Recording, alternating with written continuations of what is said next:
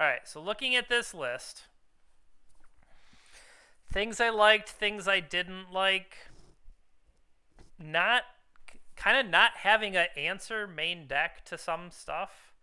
I'm trying to think of a better example, but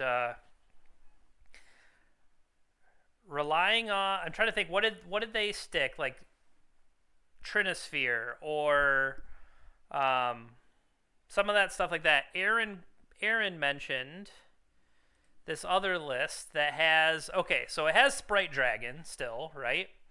And it still has Breach and it's easier if we do it this way. So let's pull up the list.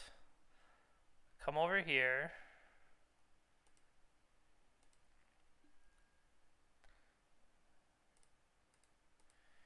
Import Grixis. Okay, what does this list look like? This list it has two basics. It has a Braids in the main to deal with miscellaneous nonsense. Sprite Dragon is like your main threat, but not. I mean, okay. Sprite Dragon can get them, or you're still a Breach deck, 3 breaches, 2 freeze. You have the Vampiric Demonic Tutor. They're playing Lion's Eye Diamond. I've talked about Lion's Eye Diamond as the thing that can dump everything into your graveyard as a way to give you the fuel. So I really do like that. And then if we look at the rest of their sideboard, Yixlid Jailer to be something to fight the graveyard. Cards in graveyard lose all abilities. That's a bold stance to take, you say, about the Underworld Breach deck. Yes, but sometimes it's more important that your cards don't have it versus your cards. Now, I do wonder, how does Yixlid Jailer... the website that we pull most of the lists from is MTG Goldfish.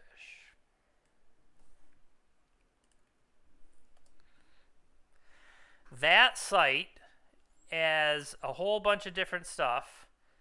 Like, not only do they have regular articles and stuff here, if you come across this kind of title bar where it talks about prices or deck lists or, articles, if you go into decks and metagame, you can see all these different formats: standard, modern, pioneer, pauper, legacy, vintage.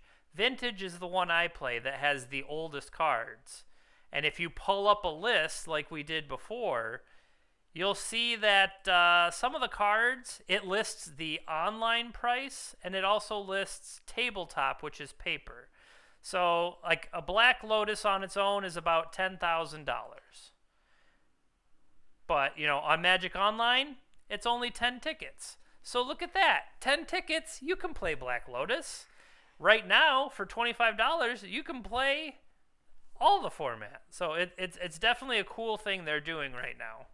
And then for all those other times, if you don't want to afford stuff, plug, I'm sponsored by Mana Traders. Mana Traders is a rental service that lets you quickly bounce between different decks when you're thinking about it. So, I mean, it's the main reason I can do what I do is having a rental service like Mana Traders. I think they make playing Magic Online a reality, because otherwise I really don't think it would be. All right, so Pyroblast, Merchant Scroll. What does this really have different than? Okay, you're relying more on Sprite Dragon and you're relying on it main.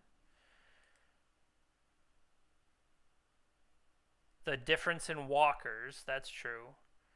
You have Narset, you don't have deck. I wonder if, even if it's only one, oh, you also have extra counters with Force of Negation. So that's something. Extra counter with Flusterstorm, extra counter with the Force of Negation. I would like to mess with this to get a DAC in. We have like 2 basic islands, I think, is really solid. 4 Shattering Sprees.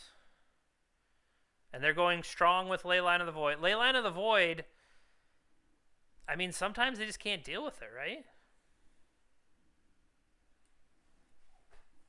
So they're hedging a little bit with some of this stuff, but I do think it's interesting. And I don't, if Aaron maybe has left, thank you, Aaron. I think this is an interesting deck. I really do.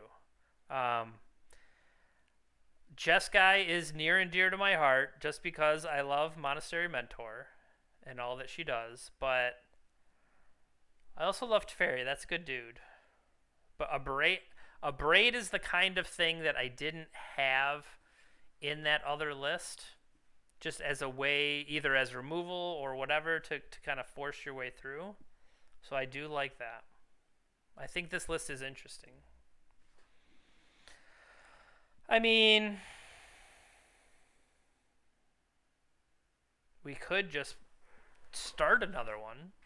I mean, I don't know how the stream works in, I should say, how does a league work once you're playing in a league? Are the cards locked so that you can't enter a different tournament with them at the same time? I'm not really sure how that part works. One thing I did want to look at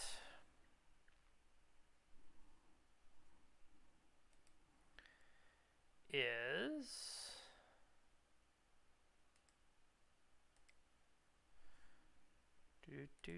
I wanted to see how many people are in that event so far, because you can see signups in advance. So, okay, 12 and a half hours away, we're at 45 people.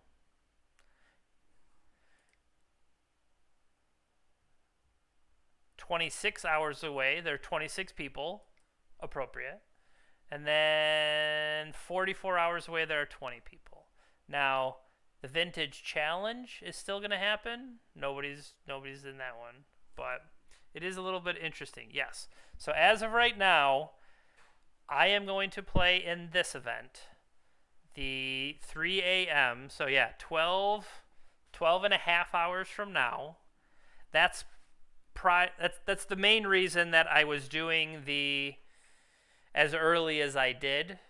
I wanted to make sure that I got some kind of practice in today, and I think it was worthwhile. We saw some of the good and the bad. I really do think the black cards are worth it. So we know the blue cards are worth it. We know the red cards are worth it, and we know the black cards are worth it. So we have established strongly that we want to play Grixis colors. Now, the question is, I mean, obviously the white cards are good, but how do we incorporate the white cards in without throwing everything else off? And I think that seems to be the issue, because sometimes mentor just mentors, and there's really not much to say. That mentor is just so powerful that it can do its thing. I mean, looking at what I'm seeing here, could I trim a couple cards to get mentor? And that's the thing, is Lavinia, mentor, Teferi are all powerful cards, and that's only 3 cards. How can I not fit 3 cards in here? But then again, you say that and you're like, oh yeah, a braid looks good. Oh yeah, that extra Flusterstorm looks good. Well, that's how you can't play those and, surprisingly have room for everything. Because this is 16 lands. Does the other one play 4 Moxes or 3 Moxes? We played 4 Moxes and Lotus Petal and Black. Well, there you go. That's your extra cards. Yeah, I think that's your difference there.